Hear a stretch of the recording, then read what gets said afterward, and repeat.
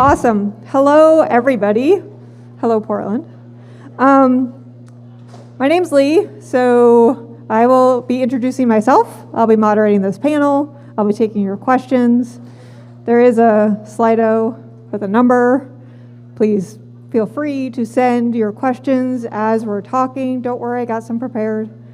I'm a principal security engineer at Microsoft, and I'm going to let the panel introduce themselves.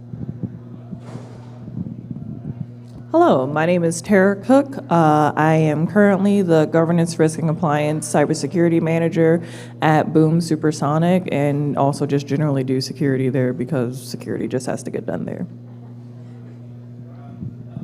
Hi, I'm Rachana Doshi, and I'm Director of Third-Party Security at Salesforce, and I've been doing security for the last 13 years or so. Hi, I'm Diana Claghorn. I'm the Head of Application Security and the Associate Principal Security Engineer at SiriusXM, and I've been in security professionally for about 6 years, 6.5 years. Hey, I'm Jess Jimenez. I'm a Security Engineering Director at Dropbox. I'm responsible for defensive security as well as our product security organizations. Okay, so we're going to get going.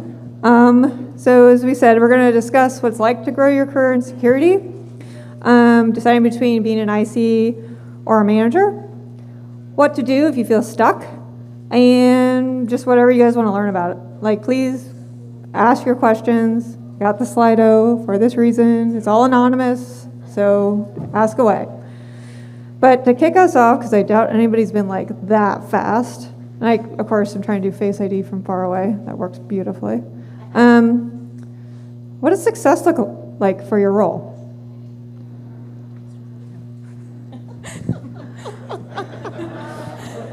You want me to start? Cool, I can start. That's fine.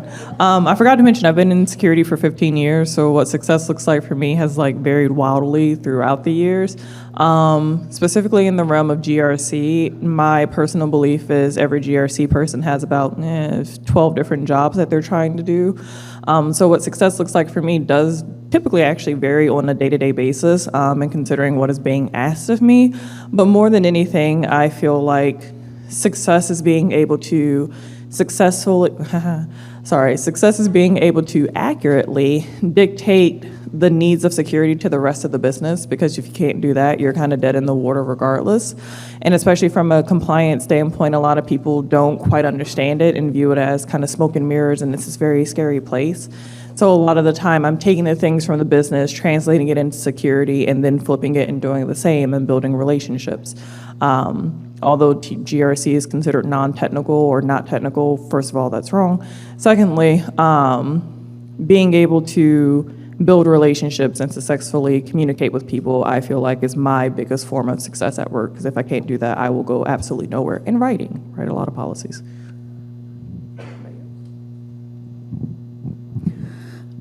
So I'm a people manager, and for me, mostly success currently looks like making sure my team is successful. They're getting the growth opportunities, the learning opportunities, and the projects that they really want to do. Obviously, what Tara just said, we have to focus on the business, because otherwise we'll be out of business. But really making sure that taking the business goals and then dovetailing into what the team success looks like. That's what success looks to me right now.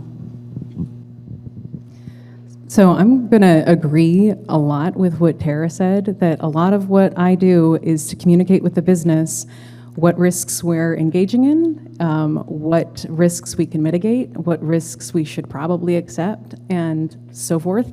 And then to figure out how to manage the culture with the engineering teams to improve the processes that they have so that they can, with as little friction as possible, include security into their design, into the application as early as possible, and so they can get the feedback that they need to feel successful and empowered to do that themselves. I feel like that is, if I'm able to do that or move us in that direction, I'm moving towards my success criteria. Hey, Okay, I'm going to answer this question in a couple of different dimensions. Success for me in my role serving the company is to enable the business to be successful in a way that protects our customers' privacy and security. So for me, that's a lot of understanding the customer needs, the business requirements, and then working backwards to how we apply security in a way that's an enablement as frictionless as possible. As a people manager, right, echoing what's been said before, empowering the folks who work for me, understanding their career goals and helping to set them up for opportunities. And then for me personally, success for me personally is finding a role that aligns my core values with the core values of the company I'm working at, right? And making sure that I have the personal satisfaction along with the professional success.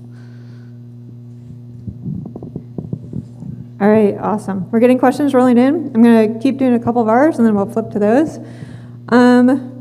What are one or two or more, depending on how many you have, things that have helped you grow your career across different levels?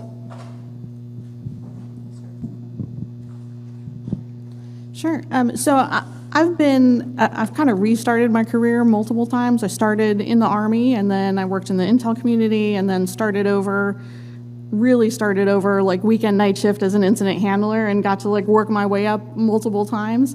But really the key for me is just asking curious questions and always having a desire to learn and grow more, and like, never being satisfied with what I'm doing and wanting to know how I can contribute more to the success of the mission. I come from a very non-traditional background. I don't have a CS degree. I didn't start my career in my early 20s as a security person. I worked as a teacher as my previous job.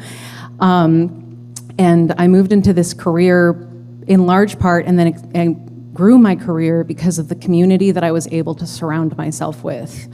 The people that I was able to meet in this industry that taught me the things I needed to learn, that taught me how to appropriately Google the things that I shouldn't be asking them, and how to have the confidence to just go figure it the heck out, is probably what has been most instrumental in me being able to grow my career. And also recognizing where my strengths and my not so strengths are, and moving into those strengths and trying to compensate for the things that I'm not as good at. I'll just add to what previously has been said. I'm reading this book right now called Disrupt Yourself. It's several years old by Whitney Johnson. But over my career, I have just done a lot of different things. Pushing myself to get out of my comfort zone and try something entirely new, either it's a new organization or a new industry, moving from biotech to big tech, or completely different teams where I had no knowledge of that area or domain, and just learning and trying to grow into that space. But really getting out of my comfort zone over the years has made me grow tremendously. Can you ask what the question is again? Because quite honestly, I forgot. What are one or plus things that have helped you as you've advanced your career? That's my reframing of it. Thank you. Not taking some of the traditional advice of, oh, you need to stay at a job and work in it in 5 years. No, I don't do that. And it's not, and I say that because obviously people can look at my resume or my LinkedIn and be like, oh, you're a job hopper. Like, yeah, I get it.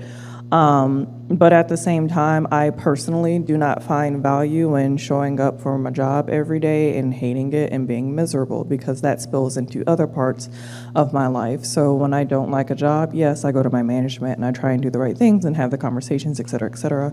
But if that does not work out, I'm leaving. And it goes against everything that I was taught by like my dad when I had a good government job, and you stay because you get a pension. And I'm like, that pension doesn't pay my bills in this current moment though, Father, and neither are you. So like, well, what are we doing? So I left, and it was honestly one of the best decisions that I could have made. Other things that have helped me be successful is being genuine to myself just as a person.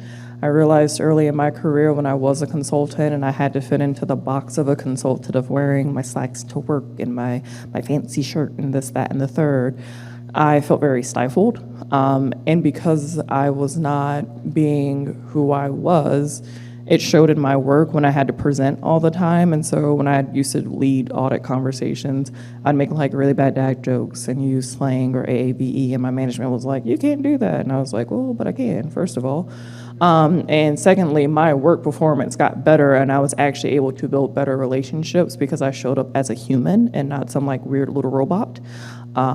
So somewhat non-traditional, just being like, this is who I am, you can kind of take it or leave it. But that also comes with privilege, and over time, like, I wasn't able to do that out the gate because bills had to get paid. Nice. Maybe I'll just take a stab at this one too, because I have a very specific answer to this. So I mentioned I'm a principal security engineer. A lot of my job is actually about influencing others. And I remember being a more junior engineer being like, I don't know how to do that. And I also was like, I don't really understand who gets to decide the strategy and who gets to do what I thought was the cool work. And I actually switched gears and became a TPM for a while. And I have a talk about why that's like the best job ever, and I still think it might be. But it's the thing, like that job is what I point to when people are like, how did you accelerate your career so fast? That job, because that job was a lot harder than I was expecting. And I just remember being like, whew, I am unprepared for this. And it, like, honestly, best experience ever. I only did it for 4 years, but man, did I learn a lot. We've had a lot of questions roll in. I'm going to also reserve my right as moderator to slightly modify some of your questions. What are the biggest mistakes that you've made as a leader? Some of my biggest mistakes I've made as a leader are innumerable.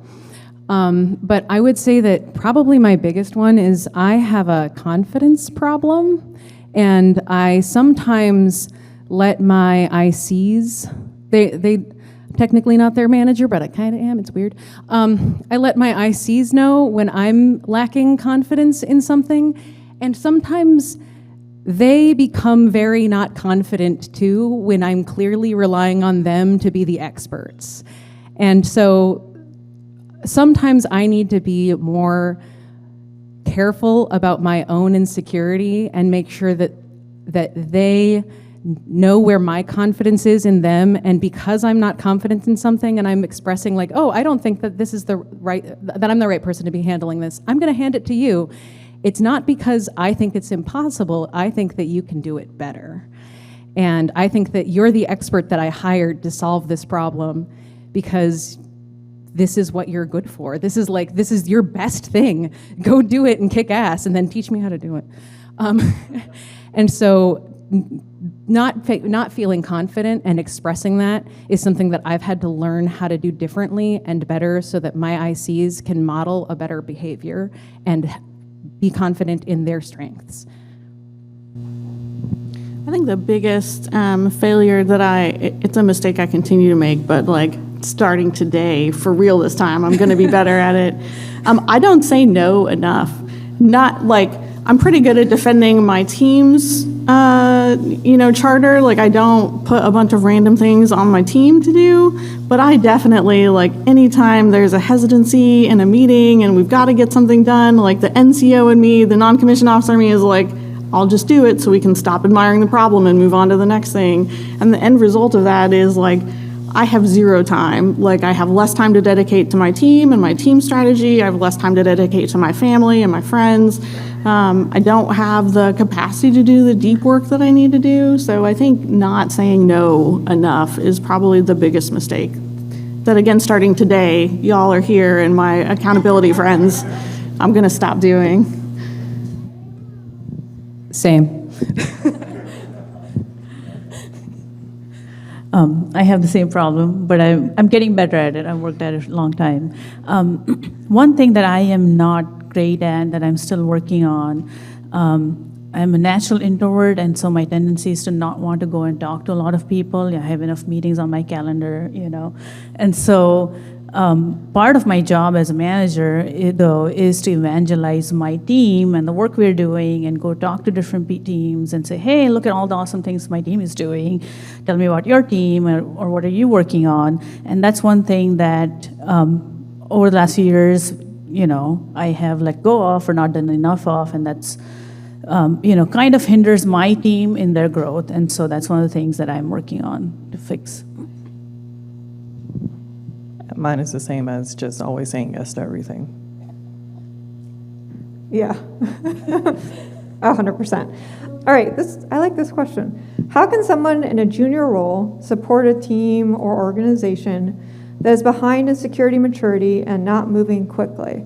So from a manager perspective, how would you advise someone who's in a more junior role to help a team mature? I'm going to use a very real life experience of the magician I just hired. This is his first job in security. I'm going to leave his name and any details out, but he's a magician. And he is very, very, very good at what he's good at. And he's really good at solving complicated problems. And knowing your niche and then making it clear that I am super good at these things, I want to solve these problems, and then coming to your management and saying, I am super bad at these things, and they're important for me to continue to solve these problems.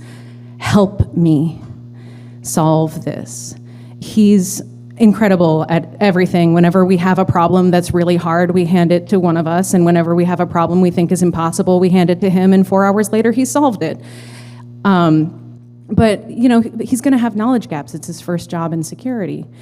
And so he's been very good at coming to us and saying, I have no idea what you're even talking about, or I don't understand this thing. And he doesn't need to have any shame about exposing that he doesn't know what he's doing, because he knows inside the environment that we have, I go to him and I say, I don't know what this is. Can you help me? And I'm his leader. And then he says, oh yeah, let me help you. Or let's figure it out together. And we go and we explore it and we figure it out. And so as an entry level or junior engineer, know your strengths, work on them, and then recognize your weaknesses and ask the people around you to help mentor you into growing those strengths or those weaknesses, maybe not into strengths, but into something that you can work with or around. Something that's very underrated in security, in my opinion, in general, is storytelling. We all are just like, oh my gosh, everything's bad. And it's like, oh my gosh, yes, it is. But that doesn't really do much in the grand scheme of things, because we all just collectively agree that it's bad. How do you tell that story to your manager? Because also keeping in mind, and it took me a very long time to understand that I was not the most important person in my manager's life, because I'm me and I'm a middle child. But anyway, being able to tell an appropriate story to your management who has 50 bajillion other things that are going on is pivotal, that I'm starting to realize more and more and more. So if you start to understand how to speak to them and you work with them long enough and understand well, these are the things that I notice that they really care about, how can I spin this into some of the other problems and things that I see or things that I think are important, is reverse psychology. By the time it really boils down to it, and stuff that we've been doing to our parents forever. But also I'm in law school right now and I'm in a class about negotiations and mediations, and there's a thing called BATNA, Best Alternative to Negotiable Agreement. So you might have one specific way that you would go about doing this thing, and as far as you're concerned, it's the only right way about doing it, which is fair. Also a problem that I suffer with. But if you can, I'm just being honest about me as a person. But if you can come up with I can't get to this, but I'll take that, and at least it's moving us forward instead of being so just hell-bent when it has to be done this way.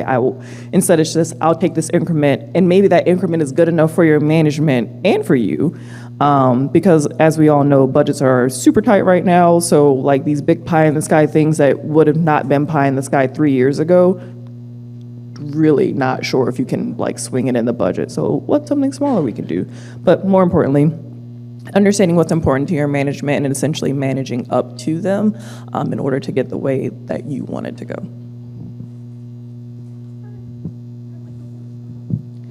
There's an awesome book called Turn the Ship Around, and I won't spoil it for you. If you want to go read it, you should definitely go read it.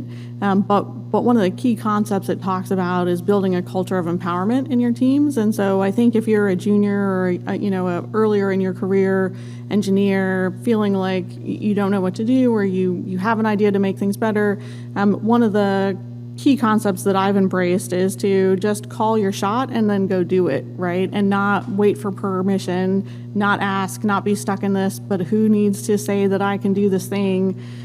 Just call your shot ahead of time so you get the credit, right? It doesn't count if you just go silently do things. You got to call the shot and then go do the thing. And that's how you build up the trust of your colleagues and your reputation as somebody who can solve problems. But also go read Turn the Ship Around. All right. Rachana, okay, good. We can keep going. It's been said. That's kind of the problem. A lot of times you'll be on a panel and be like, yeah, what they said. And then you're like, oh crap, I need to say something. What type of entry-level security roles are good if you want to pursue a future in, and they specifically list GRC or AppSec, but you could just be like any security domain. What are good entry-level roles for getting started in this field? You want to go first? You want me to go first? Who's a GRC person? Raise your hand. I know it's anonymous, but hey, what's good? Hey, I see, more than one hand. That's super nice. GRC has been in an uptick in the past 2 to 3 years, which has been wild to see. After 15 years, everyone being like, ew. So it's very nice. Things that you can do to get started in GRC. I am of the mindset, take any job that you can get right now. Not the best mentality, but hear me out. GRC people, like I said, do 12 different jobs, and I wish I were kidding, but you're really doing very many different jobs. And I did not start in GRC. I started as an information system security engineer, and I've done QA. I've done virtually almost everything except for pen testing and anything dealing with programming because I do not like it, but I can read code.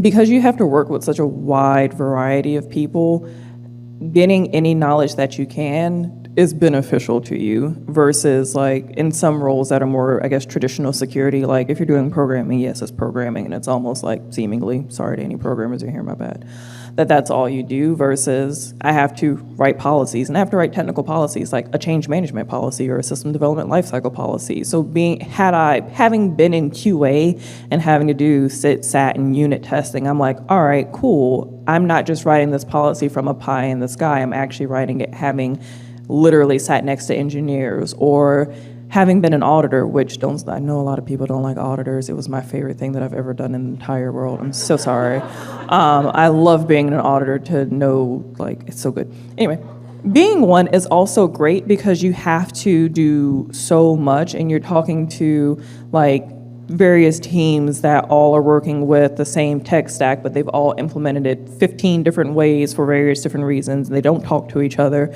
And so they're it's like siblings, and you gotta try and mediate between them and understand things. So if you actually have the chance to be an auditor, I really can only audit in big firms or doing internal audit, and that's its own special place.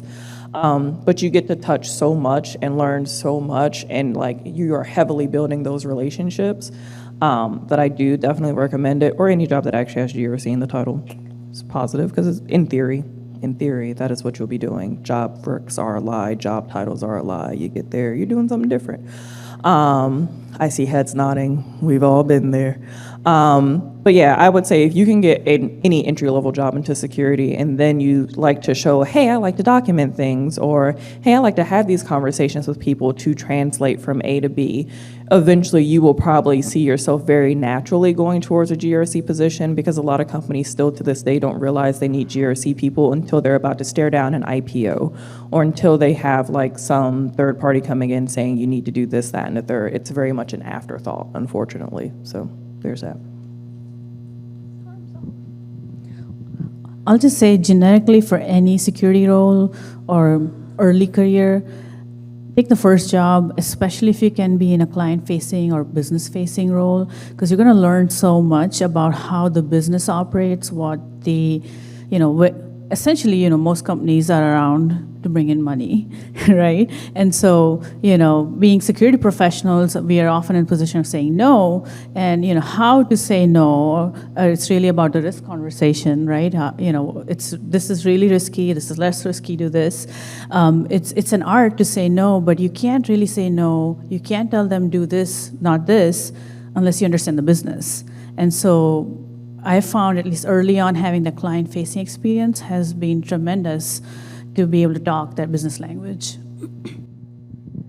I have so many thoughts, so I'm going to ask that you repeat the question so that I stay on question. It was, oh geez. Sorry. Like, put me on the spot here. I'm like, oh, I can memorize it. No, I did not memorize it. My bad. What type of entry-level security roles are good if I want to pursue a future in, they originally asked GRC or AppSec, but choose your security poison. So as someone who runs an AppSec team and got their start working in security in GRC, I have a lot of opinions. I also took the first possible role that was offered to me because I was at DEF CON and someone was like, why do you not work in security? And I was like, I don't know. And he was like, you want a job? And I was like, yeah, and I'm still at SiriusXM. And so, and I've had, I think, 6 jobs in 6 years there. And so there's been a lot of like, every year I start something new.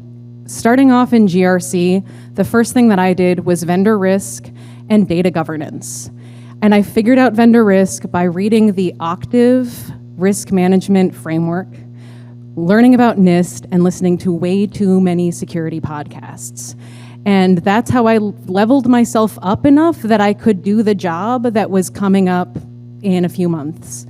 I learned to code, and I figured out how to work a bunch of different systems. I listened to the Security Now's How the Internet Works, I think it's episode 26 or 27, like 6 times until I had digested it, and then read every book I could get my hands on. I used that in order to just feel ready for vendor risk. It was a great first job. Data governance was also a really great sort of first step, and then we needed to hire a team. Somehow I ended up in charge of that team, and I ended up being the person in charge of preparing ourselves for GDPR, CCPA, on the security GRC side, and learning some of these niche things, the PCI stuff. We had to do all of our policy. Being a good writer, learning how to become a policy writer. I hired a contractor fresh out of college, super talented, great writer, and really good at running people down. And his job was just to help us make our policies match PCI well enough that we were doing okay and that we were not lying, and making sure that we were doing what we said we were going to do in our policies. So these are all these entry-level jobs that I did my first 2 years working there. With AppSec, I leveled myself up really in a weird way, but basically, if you are a rock star coder that then figures out how to break everything, not everything, break some things, and legally, please, being able to get your foot in the door in an entry-level AppSec position really means that you understand the fundamentals of how code works, how checking code works, and how breaking code works. And so these are the things that I look for when I'm trying to hire this AppSec role. And so, but more than anything, I'm looking for someone that's incredibly curious, wants to figure things out, and doesn't frustrate easily, because that's my job. And so we need, those are the areas that I would say look for roles in those areas. If you can write code, you will probably be an incredible asset to any security team, because I will say right now, that is probably one of the things that security just generally lacks, is people that are profoundly good developers, software developers, not just understand how to write code. Like, you can write scripts all day, that's cool. But being able to profoundly write good, secure code is something that you should develop in order to be able to make a really big difference in that entry-level career. I'm sorry to tell you to go climb Mount Everest now, but I'm going to go a little bit more meta and say just apply for the job. Like, job descriptions are written looking for stupid unicorns that don't exist in the real world. Like, a hiring manager is lucky if they get something that meets 2 or 3 of the 10 required skills. So just go apply for the job and then fake it till you make it, man. I used to joke, and I swear someday one of my managers is going to call me out on this, that I have never applied for a job that I thought I was actually qualified for or even taken the said job. Like, I'm just like, I can do that. And I totally have no idea what I'm doing most of the time. I like that first, I'm like, okay, I'm just going to learn everything. And that's the awesome part of onboarding, by the way. You have the time to learn the thing you don't know. So I'm always like, just like, does it look cool? Do you think you could do it? Are you energetic? Like, go for it. Like, just please try. All right, so many questions. We're not going to get to all of them. I'm really sorry, folks. How do you know when it was the right time or you accumulated enough skills to move from IC into a leadership role? And I'm really curious.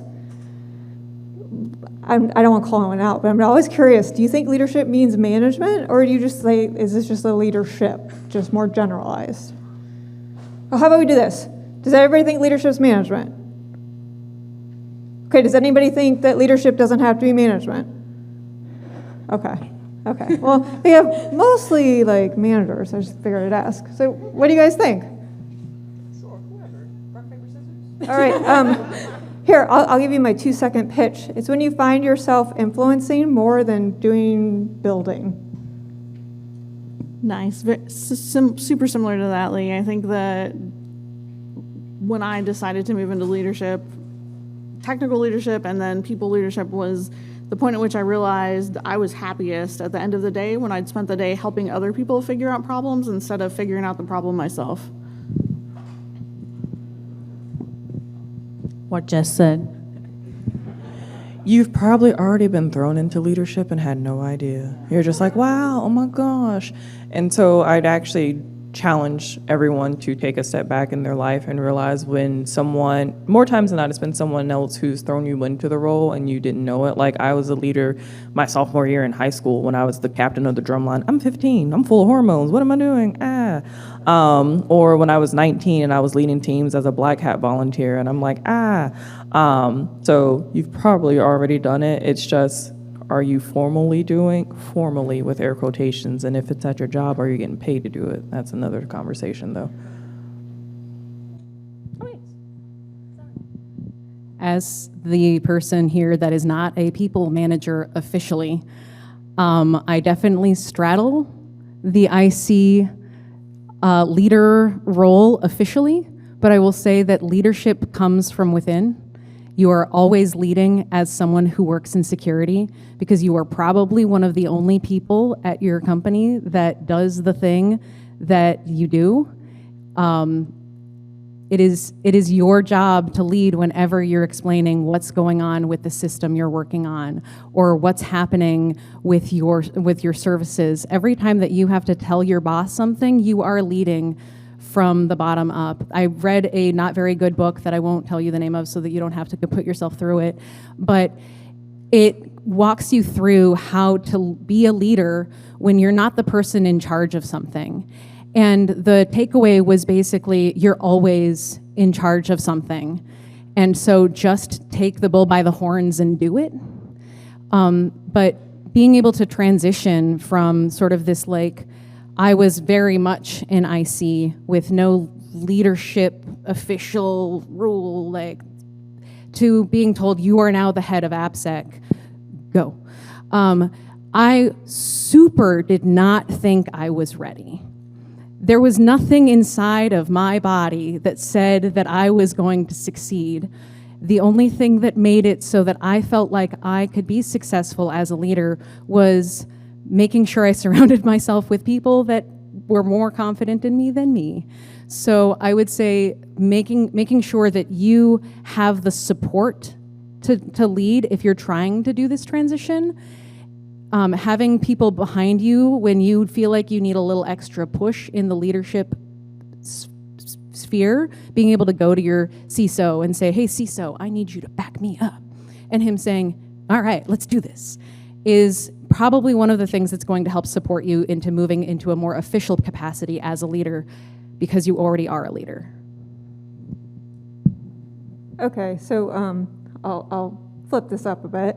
When did you decide that it was time to become a manager? Because we all talked about leadership. It's awesome, by the way, to be a leader. In case anyone's wondering, I've been a manager, and my answer for why I'm not today is I hate performance review. So, when did you guys decide that you want to be a manager? I have always wanted to be a manager, which I feel like a lot of people don't say, but oh, bye. Sorry, it was just like a mass exodus. Sorry to put it like emphasis on y'all, I'm so sorry, bye. But no, I've always wanted to be a manager, and maybe it's because my grandma cursed me by saying I was like egotistical, and so, but it is very fulfilling for me to, are you talking about people manager or just manager? Yeah, I mean, people management. Okay, great. Yeah. Hence, performance reviews are not my jam. Fair answer. I love helping people. As much as I'm an introvert, as much as you will hear me say if you come across me or my friends who've probably heard me say, I hate people. My God, I really do. But there is something about still helping people that is genuinely satisfying to me. And mentoring them and supporting them and seeing them be successful is just, really chef's kiss. So for me, when I was starting to like see that was when I started to push more to be like, there are so many, not only that, we've all probably within security have had that person who was pushed into a people manager position and they sucked at it because they didn't want to be there either. And there's laughter and head nods. So, and no disrespectfully, because I saw you raise your hand and I was like, oh no. I don't want that. Like, I want to try and avoid that as much as possible. If you can actually have a person who wants to be an IC continue to be an IC, great. They're playing to their strengths. Let me play to my strengths as someone who feels like I'm very emotionally intelligent, who wants to be helping people in that way, who wants to be doing these things. Let's all just like play to the best of both worlds and move on.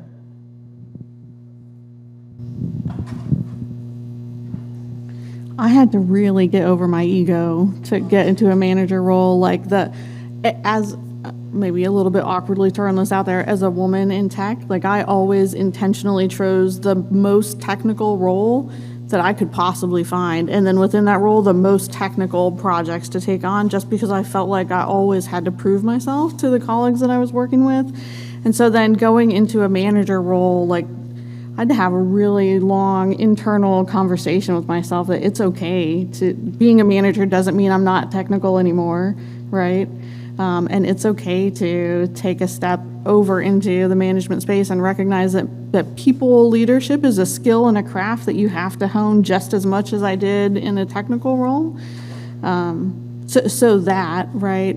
And then for me, like I was an NCO, right? And so the NCO creed sticks with me, and there's a line in there, all soldiers deserve outstanding leadership, and I will provide that leadership. And that's always been kind of my mantra that I follow. So really, once I got over I don't have to prove myself to you anymore, I'm going to go do what makes me happy and help everybody else, was really what pulled me into a people leader role. Okay, that actually dovetails well into a question. And you can choose to answer this how you want. I'm just going to put that out there.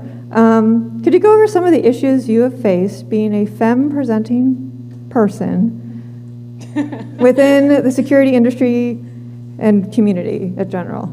I totally botched that, but the idea being like, what's it like to be a woman in security is the gist of it. And I realize it's a hard question, so that's why I had to warn them. Yeah, man,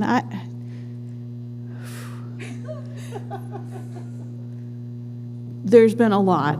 Do you not like me anymore now? No, okay. This is a really good question, and actually, like, I've been kind of throwing around the idea of like writing a book that says, "No, I'm not your secretary," and like real world examples plus how to actually handle those situations, both in the first person and as an ally in the room. Can we like co-author that? Because I got a lot of stories about that. Like there's like lean in with like the support groups and the yeah. We need that. Right.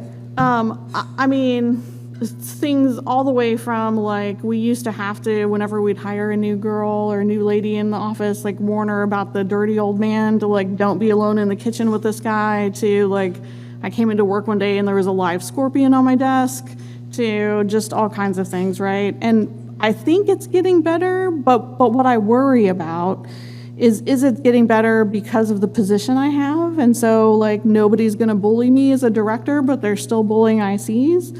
And then also in this, like, new remote first world, I can't go walk the floor of the SOC and, like, check the temperature in the room and make sure there's no inappropriate comments happening. Everything is, in Slack groups that managers aren't invited to. And so I worry a lot that, like, maybe things actually haven't gotten better, and really it's just in places that are hidden from leadership view.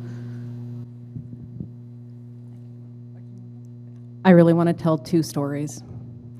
I was walking to the train station with my coworker, and I'd been spending a lot of time with the VP because we were doing a bunch of preparedness for some compliance stuff. I had just been working on making sure that we were appropriately encrypting some data.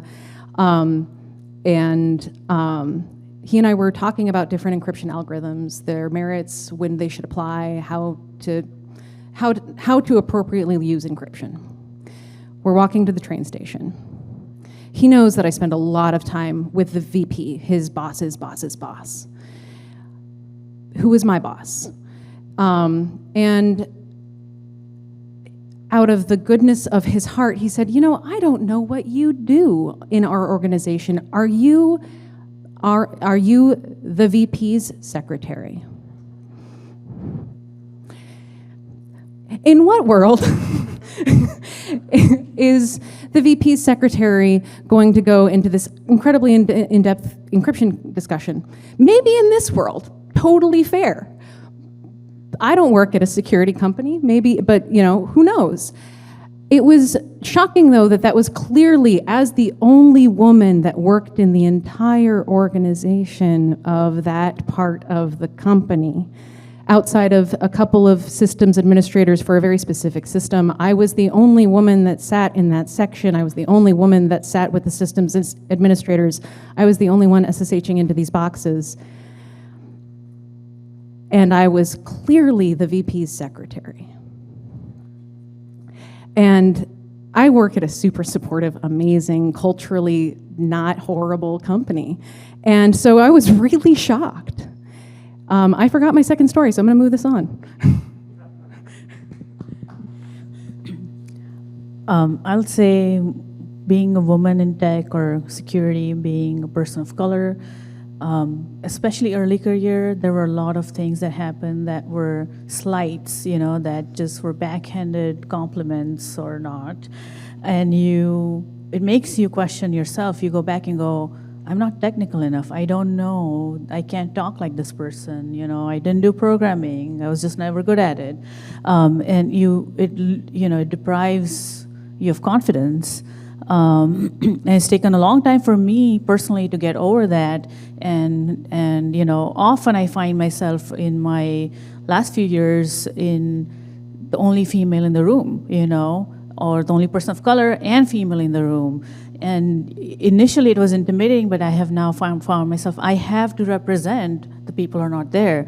I have to speak up, and I have to bring a diverse viewpoint. That's why I'm there in that room. And so, for me, it's been really that journey of I have to show up, I have to turn my camera on, and I have to speak up and provide that diverse viewpoint, otherwise it's going to left unsaid. And so, it makes you lose confidence in yourself and your abilities, but just believe in yourself. I guess it's cliche, but just believe in yourself, and then, it'll work itself out.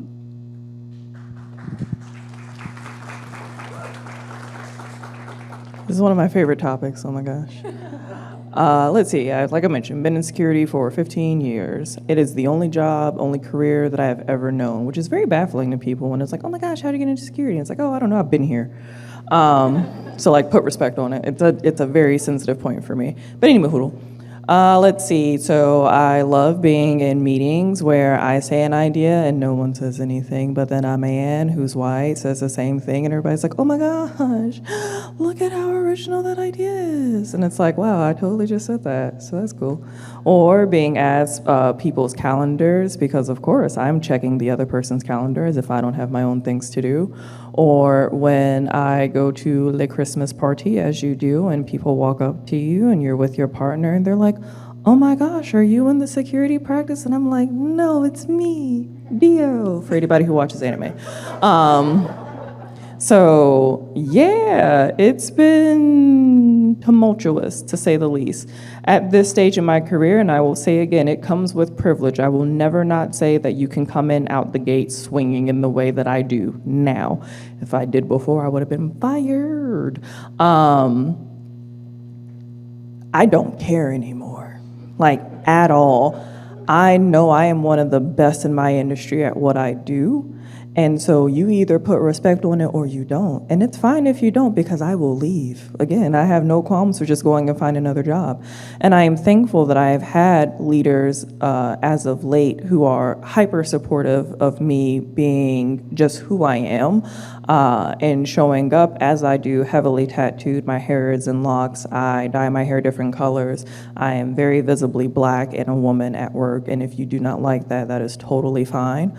And I don't care, because it doesn't pay my bills at the end of every night. And as my grandma used to tell me, you don't sleep next to me at the end of every night, so your opinion is null and void. I am thankful that there are certain parts of the community that I think are getting better. If I look back to 15 years ago and when it was still called information and not even cybersecurity. But that is not to say that there are still not strides to be made, like when going to DEF CON and people again asking like, oh, are you here with your boyfriend or your husband? And like, no, actually they're here with me, what's good? Like, what you want to talk about? And I have had that happen. And then we locked eyes because we actually worked at the same company and he didn't know that he worked at the same company with me. And the next year he locked eyes with me from across the room when we were doing our DEF CON debrief, and I was like, yeah, it's me. And he came up and talked to me afterwards and was like, I am so sorry. I was like, yeah, I bet you are. He doesn't live it down either. I still like to remind him of that, although we don't work together anymore. But anyway, being a woman in tech, honestly, kind of sucks sometimes. Like, I will never sugarcoat and be like, it's so great. No, it's not, because people are still awful towards us. But it has gotten better, I would say.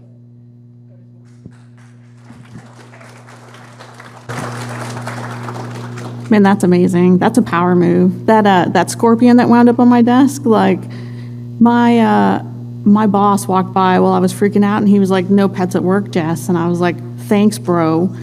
But I went gangster, and I decorated that little scorpion's fishbowl, and I figured out how to keep it alive. And like, me and that scorpion were bestest friends after that, because you're not going to intimidate me. Like, I don't care.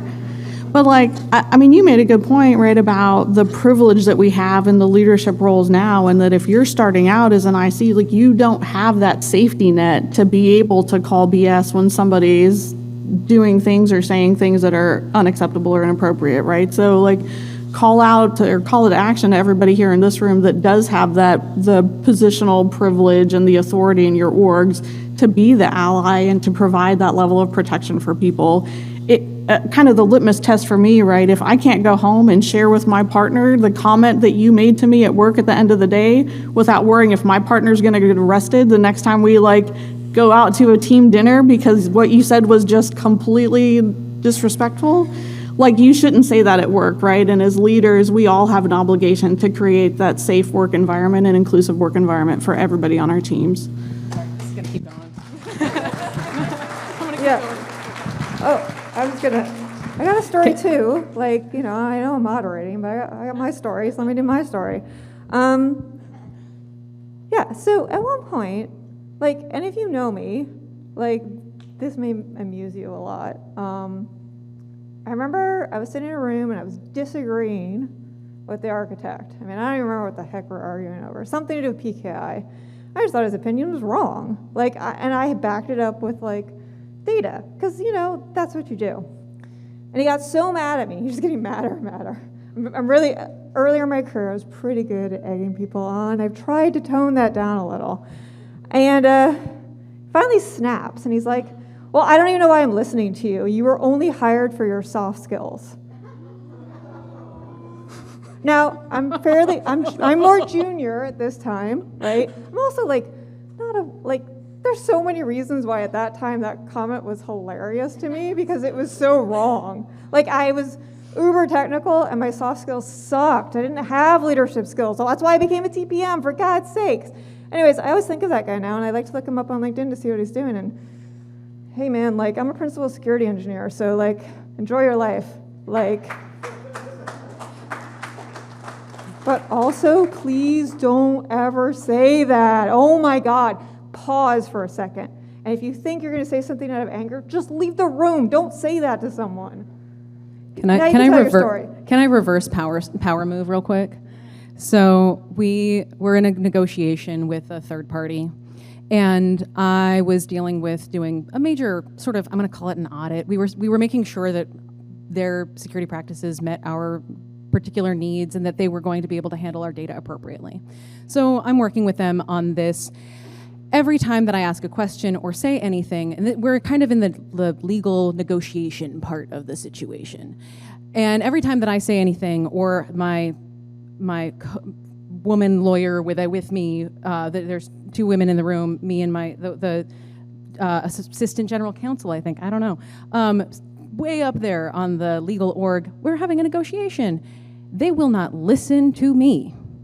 So I send a message to my VP, same VP, and I say, they're not listening. He's like, all right, cancel the meeting, reschedule it for, in a couple days, invite me.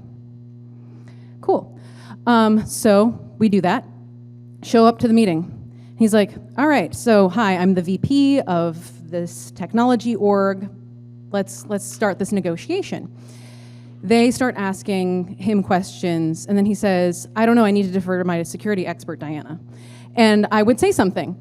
They would then talk over me, or just, he would repeat literally every single word I had just said, and they would agree with him. And this is how the call went.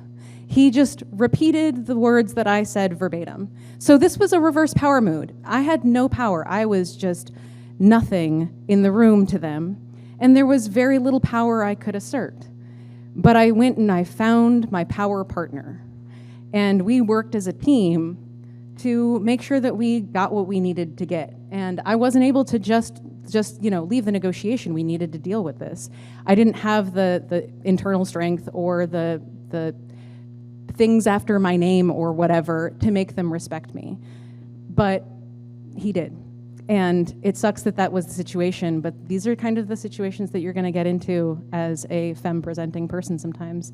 And you got to figure out where your power move is, and sometimes it's not you. But an ally is pretty damn good. It's a second choice, but let's do it.